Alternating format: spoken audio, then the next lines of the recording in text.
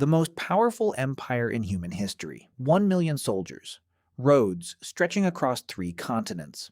A civilization so advanced that it would take Europe over 1,000 years to rebuild what Rome had already built. And it fell. Not because of war, not because of economics, not because of political corruption, though there was plenty of that. It fell in part because of a bird, specifically because of what that bird was carrying. Let's go back to 165 AD. Rome is at its absolute peak. The Emperor Marcus Aurelius sits on the throne. The Roman army is the most feared fighting force on Earth. And then something comes home with the soldiers returning from a military campaign in the East. Something invisible, something that has no flag and no weapons and no interest whatsoever in the glory of Rome. A plague. It would later be called the Antonine Plague, named after the ruling dynasty. Modern historians and scientists believe it was likely smallpox, and it tore through the Roman Empire like nothing it had ever encountered before. Estimates suggest it killed between 5 and 10 million people over 15 years. In some cities, 1/4 of the entire population died. The Roman army, the instrument of Roman power, lost so many soldiers that entire legions had to be disbanded. Rome recovered, barely, but it was never quite the same. Then, in 249 AD, another plague arrived. The Plague of Cyprian, named after a bishop who survived it and wrote about it in terrifying detail.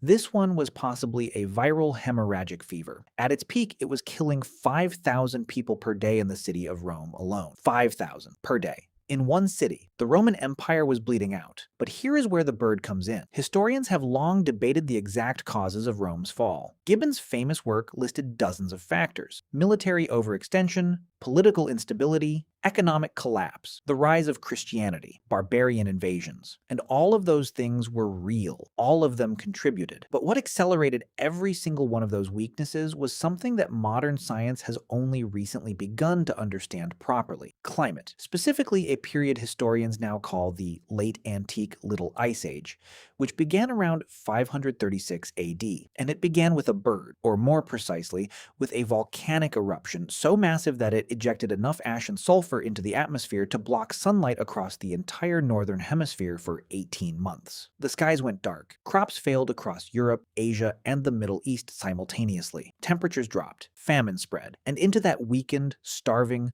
desperate world came the plague of Justinian in 541 AD.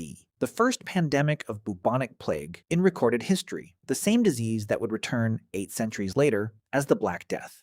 It killed somewhere between 25 and 50 million people, roughly half the population of the Byzantine Empire, Rome's eastern successor. Now, where does the bird come in? Bubonic plague is caused by a bacterium called Yersinia pestis. It lives primarily in rodents. It spreads to humans through the bites of infected fleas. But to spread across an empire the size of Rome's, across thousands of miles of trade routes and military roads, it needed a vector. It needed something that could carry infected fleas across vast distances without dying quickly. It needed birds, specifically migratory birds carrying infected fleas from Central Asia along their migration routes into the heart of the Mediterranean world. Birds that had no idea they were disassembling the greatest empire the Western world had ever seen. Birds that were simply flying where they had always flown, carrying what they had always carried, completely indifferent to the civilization falling apart beneath their wings. Historian Kyle Harper, in his landmark work on Rome's fall, argues that climate and disease were not just factors in Rome's collapse. They were the engine of it, that the political instability, the military failures, the economic collapse, all of those things were symptom. The disease and the climate disruption were the cause. Think about what that means. A civilization of 1 million soldiers in marble cities and aqueducts and legal systems and literature and art, brought low not by a rival empire,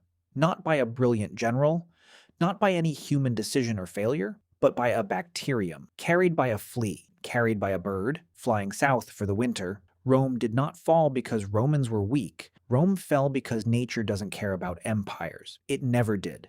It never will. And the next time you feel certain that the systems and structures around you are permanent, that the civilization you live inside is too large and too complex and too powerful to fail, remember the bird. It wasn't trying to end Rome, it was just migrating.